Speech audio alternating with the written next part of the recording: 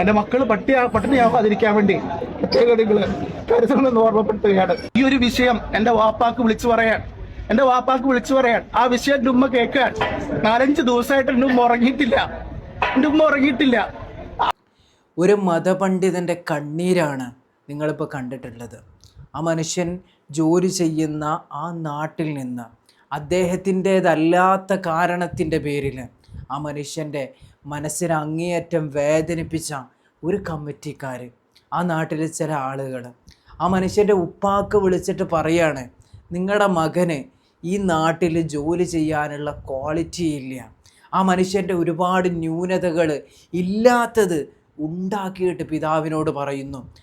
ഉമ്മ അത് കേൾക്കുന്നു, ആ ഉമ്മ ഉറങ്ങിയിട്ടില്ല. അത് കേട്ടത് മുതലെന്ന് കണ്ണിൽ നിന്ന് കണ്ണുനീര് വന്നിട്ട് ആ മതപണ്ഡിതൻ പറയുന്ന വീഡിയോ ആണ് നിങ്ങൾ കണ്ടത്. അത് മുഴുവനായിട്ടൊന്ന് കാണുക ഇൻഷാ അല്ലാഹ്. എന്നിട്ട് ചില കാര്യങ്ങൾ പറയാനുണ്ട്. എന്റെ മക്കൾ പട്ടിണിയാവാതിരിക്കാൻ വേണ്ടി പ്രത്യേക നിങ്ങൾ കരുതണമെന്ന് ഓർമ്മപ്പെടുത്തുകയാണ്. അസ്സലാമു അലൈക്കും വറഹ്മത്തുള്ളാഹി വബറകാതുഹു. ഇവിടെ ഈ ഞാൻ എന്ന വ്യക്തി ഇത്രയും കാലം ജോലി ചെയ്യുന്നതിൻ്റെ ഇടയിൽ ഏതെങ്കിലും രൂപത്തിലുള്ള ഒരു സ്ത്രീ വിഷയമോ മദ്രസ കുട്ടികൾ ഉപദ്രവിക്കുന്ന വിഷയമോ സാമ്പത്തികമായിട്ടുള്ള പ്രശ്നങ്ങളോ ഞാൻ ഉണ്ടാക്കിയിട്ടില്ല. ഒരു മര്യാദപരമായിട്ടുള്ളൊരു രൂപത്തിൽ എന്നോട് വന്ന് പറയണം, ഉസ്താദ് ഇവിടുന്ന് പോകണം എന്ന് പറഞ്ഞാൽ ഞാൻ പോവും, കടിച്ചു തൂങ്ങൂല. നിലവിൽ ഈ കൂട്ടത്തിൽപ്പെട്ട പല ആളുകളും എന്നോട് പറഞ്ഞു, ഉസ്താദ് ഇവിടുന്ന് പോകരുത്, അതിന് വേണ്ട കാര്യങ്ങളൊക്കെ ഞങ്ങൾ ചെയ്തുതരാം, ഉസ്താദിന് കുത്തുബോധനോ ആരും അവിടെ കയറാതെ ഞങ്ങൾ കുത്തുബോധിക്കാന്ന് പറഞ്ഞു. ഇവിടെ നിയമപരമായിട്ട് ഒരു നോട്ടീസ് പീരീഡ് എന്ന് പറഞ്ഞ സാധനമുണ്ട്. 30 ദിവസം ഒരു ജോലിയിൽ നിന്ന് പിരിച്ചുവിടാനുള്ള അവകാശമുണ്ട്. 30 ദിവസം വരെ ഒരു പുതിയ ജോലി കണ്ടെത്താൻ ഇവിടെയുള്ള ആളുകളോട് യാത്ര പറയാനുള്ള അവസരമുണ്ട്. എനിക്ക് അങ്ങനെ ഞങ്ങൾ ചെയ്തു തരണം, നിയമപരമായിട്ട് നിങ്ങളൊന്ന് ചോദിച്ചു, ഞാൻ വേണ്ടാന്ന് പറഞ്ഞു. അതേ പ്രകാരം തന്നെ ഇവിടെ നിന്ന് ഈ മഹലിൽ നിന്ന് ഒരംഗമെങ്കിലും ഈ ഉസ്താദ് ഇവിടെ നിൽക്കണമെന്ന രൂപത്തിൽ വഖഫ് ബോർഡിൽ പെറ്റീഷൻ വെച്ച് കഴിഞ്ഞാൽ ഇവിടെ ഒരു തെരഞ്ഞെടുപ്പ് നടത്തി ആ ഉസ്താദ് നിൽക്കണോ വേണ്ടയോ തീരുമാനിക്കാൻ പറ്റും. ഇങ്ങനെയുള്ള പലതരത്തിലുള്ള നിയമപരമായിട്ടും അല്ലാതെയും ഏത് രൂപത്തിൽ ഉസ്താദിനെ സഹായിക്കാമെന്ന് പറഞ്ഞു വന്നിട്ടും ഞാൻ പറഞ്ഞു, ഞാനിവിടെ നിൽക്കില്ല, ഈ വെള്ളിയാഴ്ച കഴിഞ്ഞാൽ ഞാനിവിടെ ഖത്തീബല്ല, ഞാൻ പോകും. കാരണം ഞാൻ ഇനി ഇവിടെ നിന്ന് കഴിഞ്ഞാൽ ഈ മഹലിൽ 2 തട്ടാകും. പക്ഷേ എന്നെ സംബന്ധിച്ചിടത്തോളം എന്നെ സ്നേഹിച്ചവരാ നിങ്ങൾ, എന്നെ സഹായിച്ചവരാ നിങ്ങൾ, എനിക്ക് എല്ലാ സഹകരണങ്ങളും നൽകിയവരവര്. ഞാൻ പോകുന്നതിനുള്ള കാരണം ഈ പള്ളിയിൽ വെച്ചെങ്കിലും പറയാനുള്ള ഒരു അവസരം നൽകിയെങ്കിൽ ഇങ്ങനെ ഒരു പ്രശ്നം ഇവിടെ ഉണ്ടാകുന്നതായിരുന്നില്ല. ഈ നേരത്തെ പറഞ്ഞ പോലെ ഒരു പെണ്ണ് കേസോ അതല്ലെങ്കിൽ മറ്റെന്തെങ്കിലും കുട്ടികൾ ഉപദ്രവിക്കലോ സാമ്പത്തിക പ്രശ്നമാണെങ്കിൽ നിങ്ങൾ ഇങ്ങനെ ചെയ്യുന്നതിൽ ഞാൻ തൃപ്തിയോടുകൂടി പോകും. ഇവിടെ ഒരു മുതിർന്നവർ ചെയ്യുന്ന അതല്ലെങ്കിൽ ഇതുമായി ബന്ധപ്പെട്ട രൂപത്തിൽ ചെയ്യുന്നതിന്റെ രീതിയല്ല നടന്നുകൊണ്ടിരിക്കുന്നത്. നിങ്ങളൊന്ന് ഓർക്കണം, നമ്മളെ സംബന്ധിച്ചിടത്തോളം ആണുങ്ങളാ, നമ്മുടെ കുടുംബം വിഷമിക്കാൻ നമ്മൾ ആഗ്രഹിക്കില്ല. നമ്മൾ ഒരുപാട് വിഷമങ്ങൾ നമ്മുടെ ഉള്ളിൽ ഇങ്ങനെ ഒളിപ്പിച്ചു വെക്കും. എന്നാ നോക്കണം, ഈ ഒരു വിഷയം എന്റെ വാപ്പാക്ക് വിളിച്ചു പറയാൻ ആ വിഷയം എന്റെ ഉമ്മ കേൾക്കാൻ 4-5 ദിവസമായിട്ട് എന്റെ ഉമ്മ ഉറങ്ങിയിട്ടില്ല. ആ വീട്ടിലേക്ക് ഞാൻ കയറി ചെല്ലുമ്പോൾ മരിച്ച വീട്ടിലേക്ക് ചെല്ലുന്ന പ്രതീതിയാ. എന്തിനാ സുഹൃത്തുക്കൾ, എനിക്ക് 30 വയസ്സുണ്ട്. എന്നെ ഇവിടെ എന്റെ വാപ്പ കൊണ്ടുവന്ന് സ്കൂളിൽ ചേർത്തുന്ന പോലെ ചേർത്തിയതല്ല. എന്നെ ഈ മഹലില് മജീദ് സാഹിബ് സെക്രട്ടറി ആയിരുന്നു, ഈ നിഹാസുദ്ദീന്റെ പറഞ്ഞുകൊണ്ടാണ് പരിചയപ്പെടുത്തിയിട്ട് ഞാനിവിടെ വരുന്നത്. എന്റെ ഉപ്പ വന്ന് എന്നെ കൊണ്ടൊന്ന് ചേർത്തിയതല്ല. പിന്നെ എന്തിനാണ് എന്നെ ഇവിടെ നിന്ന് പറഞ്ഞു വിടണം, അതല്ലെങ്കിൽ എന്നെ ഇവിടെ നിന്ന് തിരിച്ചു വിളിക്കണം, എന്റെ കുറ്റങ്ങളും നിങ്ങളുടെ മകന് ക്വാളിറ്റി ഇല്ല എന്ന് പറഞ്ഞിട്ട് ഒരു ഉപ്പാക്ക് വിളിച്ചു പറഞ്ഞത് എന്താ?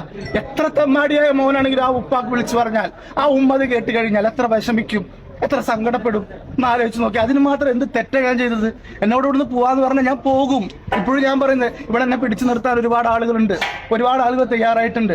പക്ഷെ ഞാൻ ഇപ്പോഴും പറയുന്നു, ഞാൻ ഇവിടുന്ന് പോകും. ഇത് നിങ്ങളുടെ മഹല്ല, ഈ മഹലിൽ നിങ്ങൾ തന്നെയാണ് തീരുമാനം എടുക്കേണ്ടത്. ഇവിടെ ഏത് ഉസ്താദ് നിൽക്കണം, ഏത് ഉസ്താദ് നിൽക്കണ്ട. ഇനിയിപ്പോ നിങ്ങൾ ആര് വന്ന് പറഞ്ഞാലും ഞാൻ ഇവിടെ നിന്ന് ഇൻഷാ അല്ലാഹ് പോകും. പക്ഷെ ചില കാര്യങ്ങൾ മനസ്സിലാക്കേണ്ടതുണ്ട്. ഒരു ഉസ്താദ് എന്ന് പറഞ്ഞു കഴിഞ്ഞാൽ 10 വർഷം 12 വർഷമൊക്കെ പഠിച്ച് ഒരു ജോലിക്ക് വേണ്ടി ഇറങ്ങുമ്പോൾ ദീനി ദഅവത്ത് ലക്ഷ്യം വെച്ചുകൊണ്ട് ഇറങ്ങാൻ. ഒരു തെറ്റ് കണ്ടാൽ ആ തെറ്റെന്താണെന്ന് കാണിച്ചു കൊടുക്കൽ ഈ ഉസ്താദിന്റെ കടമയാണ്. ഇവിടെ മുന്നേ ഒരു കമ്മിറ്റി ഉണ്ടായിരുന്നു ഞാൻ വരുന്ന സമയത്ത്, അതിനുശേഷം മുത്തവല്ലി ഭരണമുണ്ടായിരുന്നു. എനിക്ക് എന്റേതായ നിലപാടുകളും വ്യക്തിത്വവും ഞാൻ അവിടെയൊക്കെ കാത്തു സൂക്ഷിച്ചിരുന്നു. ഇവിടെ ഇപ്പോൾ ഈ ഒരു പ്രശ്നം ഉണ്ടാവാനുള്ള കാരണം കമ്മിറ്റിയിൽ നിന്ന് മദ്രസയിലേക്ക് ഒരു അംഗത്തെ തെരഞ്ഞെടുക്കണം, മദ്രസയുമായി ബന്ധപ്പെട്ട കാര്യങ്ങൾ നോക്കാൻ. അപ്പൊ ആ തെരഞ്ഞെടുപ്പിൽ അതിന്റെ ഒരു സുതാര്യത നഷ്ടപ്പെട്ടപ്പോൾ, നീതിയുക്തമല്ലാത്തൊരു തെരഞ്ഞെടുപ്പാണെന്ന് മനസ്സിലാക്കിയപ്പോൾ ഞാൻ ഇടപെട്ടു. ഇങ്ങനെ ഒരു ആരോപണം കൊണ്ട് ഒരാളെ മോശപ്പെടുത്താൻ പാടില്ല. ഒരു മോശപ്പെട്ടത് ചിത്രീകരിച്ച് അയാളുടെ സ്ഥാനവും മാനവും കഴിയുന്നില്ല. എന്നെ കുറിച്ചൊരു തെറ്റായ കാര്യം എന്റെ കുടുംബത്തെ അറിഞ്ഞു കഴിഞ്ഞാൽ, എന്റെ മക്കൾ അറിഞ്ഞു കഴിഞ്ഞാൽ പിന്നെ ആ കുടുംബത്തെ എനിക്ക് വിലയില്ല. ഇല്ലാത്ത കാര്യം പറഞ്ഞുകൊണ്ട് ഒരാളെ ആക്ഷേപിക്കരുത്. ഇങ്ങനെയുള്ളൊരു തെറ്റ് ചൂണ്ടിക്കാണിച്ചതിന്റെ പേരിൽ എന്നെ പറഞ്ഞു വിടുകയാണ്. നിങ്ങളൊന്ന് ആലോചിക്കണം, ഈ ഒരു നിസ്സാരമായ കമ്മിറ്റിയുള്ളിൽ തന്നെ ചർച്ച ചെയ്ത് അവസാനിപ്പിക്കേണ്ട ഈ ഒരു വിഷയത്തിന്റെ പേരിൽ ഒരു ഉസ്താദിനെ ആ പള്ളിയിൽ നിന്ന് രാത്രിക്ക് രാത്രി തന്നെ പെട്ടിയെടുത്ത് പോകണമെന്ന് പറയുന്നത് ഏത് ന്യായമാണെന്ന് അറിഞ്ഞാൽ കൊള്ളാമെന്നുണ്ട്. ഈ ഒരു വിഷയം നിങ്ങളെ ധരിപ്പിക്കുക എന്നുള്ള ഒരൊറ്റ ലക്ഷ്യം മാത്രമേ എനിക്കിവിടെ ഉണ്ടായിട്ടുള്ളൂ. ഇവിടെ ഇപ്പൊ കൂടിയിരിക്കുന്ന പല ആളുകൾക്കും സത്യം എന്താണെന്നറിയില്ല. ഇവരൊക്കെ ഞാൻ പോകുമ്പോ ഇനി എന്നെ വേറെ രൂപത്തിൽ പലതും പറയും. ഇപ്പൊ തന്നെ എന്നെ സാമ്പത്തികമായിട്ടുള്ള ബുദ്ധിമുട്ട്, സാമ്പത്തികമായിട്ട് ഒരുപാട് കാര്യങ്ങൾ ചെയ്തു, അതല്ലെങ്കിൽ അതിന് വേണ്ടിയിട്ട് ഒരുപാട് എന്റെ പോക്കറ്റ് നിറയ്ക്കാൻ ഒരുപാട് കാര്യങ്ങൾ ചെയ്തു എന്ന ആരോപണം ഇപ്പൊ തന്നെ ഉയർന്നു വന്നിട്ടുണ്ട്. പ്രിയപ്പെട്ട ഉസ്താദുമാരെ, എനിക്ക് നിങ്ങളോട് പറയാനുള്ളത്, ഈ കേട്ടത് ഒരു മതപണ്ഡിതൻ്റെ നൊമ്പരമാണ്.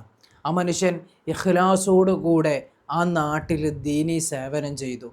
ആ ദീനീ സേവനം ചെയ്തതിൽ ആ മനുഷ്യൻ നീതിയുക്തമല്ലാത്ത ഒരു സംഗതി കണ്ടപ്പോൾ ആ മനുഷ്യന് അദ്ദേഹത്തിൻ്റെതായിട്ടുള്ള നിലപാട് അവിടെ പറഞ്ഞു.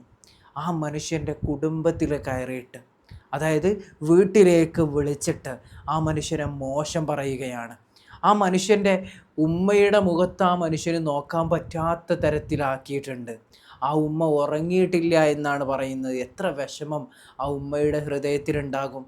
ഉസ്താദുമാരുടെ മേലെ കുതിര കയറുന്ന, അല്ലെങ്കിൽ ഉസ്താദുമാരെ അടിമകളെ പോലെ കാണുന്ന ചില കമ്മിറ്റി ഭാരവാഹികളുണ്ട്. നല്ലവരായ ഒരുപാട് ആളുകൾ നമ്മുടെ ഇടയിലുണ്ട്. എന്നാൽ ആ നല്ലവരെ പറയിപ്പിക്കാൻ പോലും ചില മോശപ്പെട്ട തൻ്റെ കീഴിൽ ജോലി ചെയ്യുന്ന ഉസ്താദുമാർ അവർ അടിമകളാണ്, ഞങ്ങൾ എന്ത് പറഞ്ഞാലും അവർ ചെയ്യണമെന്നുള്ള ഒരു മനോഭാവത്തിൽ അധികാരം ഒരു അലങ്കാരമായിട്ട് കൊണ്ടു നടക്കുന്ന ചില ആളുകളുണ്ട്. അങ്ങനെയുള്ള ആളുകളാണ് ഇതുപോലെയുള്ള ക്രൂരമായിട്ടുള്ള കാര്യങ്ങൾ ചെയ്യുക. ഇന്നലെ ഒരു മതപണ്ഡിതനെ കൈവീശിക്കൊണ്ട് ഒരു പള്ളിയുടെ മദ്രസിൻ്റെ ഏറ്റവും സെക്രട്ടേറിയറ്റ് എന്ന് തോന്നുന്നുണ്ട്, അല്ലെങ്കിൽ ആ കമ്മിറ്റി ഭാരവാഹിയാണെന്ന് തോന്നുന്നു, ആ മനുഷ്യൻ കൈവീശിക്കൊണ്ട് അടിക്കുന്നു. ആ മനുഷ്യനെ ഹോസ്പിറ്റലിൽ കൊണ്ടുപോയിട്ട് ഹോസ്പിറ്റലിൽ അഡ്മിറ്റ് ആക്കുന്നു. അയാളെ കയ്യിലുണ്ടായിരുന്ന മൊബൈൽ തെറിച്ചു പോകുന്നു. എന്തിൻ്റെ അടിസ്ഥാനത്തിൽ? ആ മനുഷ്യൻ ഇയാൾ ചെയ്യുന്ന ചെയ്തികൾ ക്യാമറയിൽ ഒരു എവിഡൻസ് ആയിട്ട് ഒപ്പിയെടുത്തതിന് എൻ്റെ വീഡിയോ എടുക്കാൻ നിനക്ക് ആരാണ് അധികാരം തന്നതെന്ന് ചോദിച്ചുകൊണ്ട് ഒരു ഉസ്താദിനെ, അതും എത്രയോ വർഷങ്ങളായിട്ട് ഇൽമ പഠിച്ച് ആ വ്യക്തിയുടെ നാട്ടിൽ ദീനി ദഅവത്ത് നടത്തുന്ന ആ മനുഷ്യനടക്കമുള്ള ആളുകളുടെ ബന്ധുക്കളുടെ അല്ലെങ്കിൽ മക്കൾക്ക് ഇൽമ പഠിപ്പിച്ചു കൊടുക്കുന്ന ഒരു മതപണ്ഡിതൻ്റെ നേരെ ആ മനുഷ്യൻ കൈ ഓങ്ങിയിട്ടുണ്ടെങ്കിൽ ഞാൻ ചോദിക്കുകയാണ്, അയാൾക്ക് ആരാ അധികാരം കൊടുത്തത്? ഉസ്താദുമാർക്ക് എന്താ കൈക്ക് പവർ ഇല്ലായിട്ടാണോ, അല്ലെങ്കിൽ കയ്യിന് എല്ലില്ലായിട്ടാണോ തിരിച്ചടിക്കാൻ? ഇങ്ങനെ നിങ്ങൾ മനസ്സിലാക്കരുത്. ഉസ്താദുമാരടിച്ചാലും നിങ്ങൾക്ക് വേദനാവും, ഉസ്താദുമാർ കുത്തിയാലും നിങ്ങൾക്ക് വേദനാകും. പക്ഷെ ഉസ്താദുമാരത് ചെയ്യാത്തത് അവർ പഠിച്ച ഇൽമിൻ്റെ മഹത്വം അറിയുന്നത് കൊണ്ടാണ്. ആ ഇൽമ പഠിച്ചത് കൊണ്ട് മാത്രമാണ്.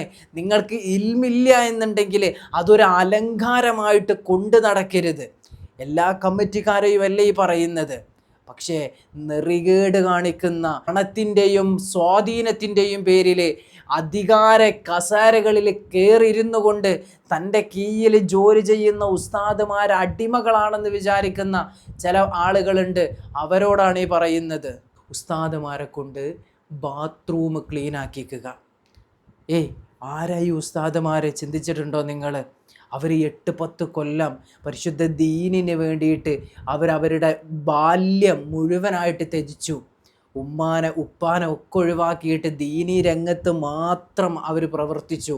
എന്നിട്ടൊരു വലിയ ഒരു ബിരുദം നേടിയിട്ട് അവർ പിന്നെ സമൂഹത്തിലേക്ക് ഇറങ്ങുകയാണ് ദീൻ പറഞ്ഞു കൊടുക്കാൻ. ആ മതപണ്ഡിതന്മാരെ കൊണ്ട് ബാത്റൂം ക്ലീൻ ആക്കിക്കുക. എത്ര വേദനാജനകമായിട്ടുള്ള ഒരു കാര്യമാണ് എന്ന് ആലോചിച്ച് നോക്ക്. ആരെ ഈ ചെയ്യുന്നതാരാ? പടു ജാഹിലീങ്ങളായിട്ടുള്ള ആളുകൾ, ഉസ്താദുമാരെ അടിമകളെപ്പോലെ കാണുന്ന ചില ആളുകൾ, ഉസ്താദുമാർക്കൊരു വാല്യൂവും കൽപ്പിക്കാത്ത ചില ആളുകൾ. എനിക്ക് നിങ്ങളോട് പറയാനുള്ളത്, അങ്ങനെയുള്ള ഘട്ടങ്ങൾ വന്നാൽ ഉസ്താദുമാർക്ക് നിലയും വിലയും കൊടുക്കുന്നില്ല എന്ന് കണ്ടാൽ അവിടെ കടിച്ച് പിടിച്ച് നിൽക്കരുത്. അന്തസ്സോടെ ഇസ്സത്തോടു കൂടി അവിടെ നിന്ന് ഇറങ്ങിപ്പോരണം. ഇറങ്ങിപ്പോരുന്നതിൻ്റെ മുമ്പ് ഞാൻ ഇറങ്ങിപ്പോകാൻ ഇന്നാലിൻ്റെ കാരണമാണ് എന്ന് കൃത്യമായി ആ നാട്ടിലുള്ള വേണ്ടപ്പെട്ടവരെ അറിയിക്കുകയും വേണം. അതല്ലാത്ത പക്ഷം ആ കമ്മിറ്റിക്കാർ, നിങ്ങളെ ഇഷ്ടമില്ലാത്ത ആളുകൾ നിങ്ങളുടെ പേരിൽ അവിടെ പറഞ്ഞുണ്ടാക്കാൻ പോകുന്നത് ചിലപ്പോൾ നിങ്ങൾ പോലും ചിന്തിക്കാൻ കഴിയാത്ത കാര്യങ്ങളാകും. ആ ഒരു സംഗതി ഇല്ലാതിരിക്കാൻ വേണ്ടിയിട്ട് നിങ്ങൾ നന്നായിട്ട് ഈ ഒരു വിഷയം ശ്രദ്ധിക്കുക തന്നെ വേണം. ഉസ്താദുമാർ ഒരാളുടെയും അടിമകളില്ല.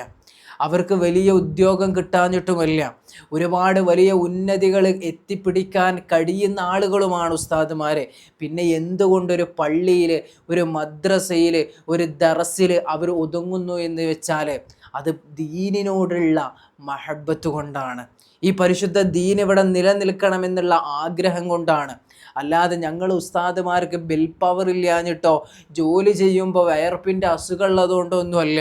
അതാദ്യം എന്നെ കേൾക്കുന്ന ഇതുപോലെയുള്ള ചിന്താഗതിയുള്ള ആളുകളുണ്ടെങ്കിൽ കേട്ടോളി, മനസ്സിലാക്കിക്കോളി. ചില ആളുകളുണ്ട് അങ്ങാടിയിൽ ഉഴന്ന് നടക്കും, അല്ലെങ്കിൽ ഗൾഫിൽ ഉഴന്ന് നടക്കും വർഷങ്ങളോളം. മര്യാദക്ക് ജോലി ഉണ്ടാവില്ല, അല്ലെങ്കിൽ എന്തെങ്കിലുമൊക്കെ കിട്ടുന്ന ജോലിയൊക്കെ എടുത്തുകൊണ്ട് എന്നിട്ട് നാട്ടിൽ വരും, കമ്മിറ്റിയിൽ കയറും, എന്നിട്ട് ഉസ്താദുമാരെ ഭരിക്കാൻ നടക്കുന്ന ചില ആളുകൾ. നല്ല തല്ല് കിട്ടാത്തതിൻ്റെ കുറവാണത്. അങ്ങനെയുള്ള ആളുകളുടെ മുമ്പിൽ ഒരു അടിമയെപ്പോലെ ഒരിക്കലും നിന്ന് കൊടുക്കാൻ നിൽക്കരുത്. കൃത്യമായിട്ട് പറയുകയാ, നമ്മളെ ഒരു മഹല്ലിൽ വേണ്ട എന്ന് തോന്നിയാൽ, അല്ലെങ്കിൽ ആരെങ്കിലും അടുത്ത് നിന്ന് അങ്ങനെ ഒരു വാർത്ത കേട്ട് കഴിഞ്ഞാൽ ഉടനെ രാജി കൊടുക്കുക, ആ മഹല്ല് വിടുക. അവിടെ കടിച്ച് പിടിച്ച് തൂങ്ങി നിൽക്കുന്ന അത്രയും സമയം, അല്ലെങ്കിൽ അത്രയും കാലം നിങ്ങൾ ആ നാട്ടിൽ ഓരോ കള്ളക്കേസിൽ കൊടുക്കാനുള്ള തന്ത്രങ്ങളാണ് പല ആളുകളും മെനഞ്ഞുകൊണ്ടിരിക്കുന്നത്. അത് ചിലപ്പോൾ പോക്സോ കേസാകാം, അല്ലാന്നുണ്ടെങ്കിൽ വിവാദങ്ങളാകാം, പെണ്ണ് കേസാകാം. അതുകൊണ്ട് തല വെച്ച് കൊടുക്കാൻ നോക്കരുത്. നമുക്കൊരു അന്തസ്സുണ്ട്.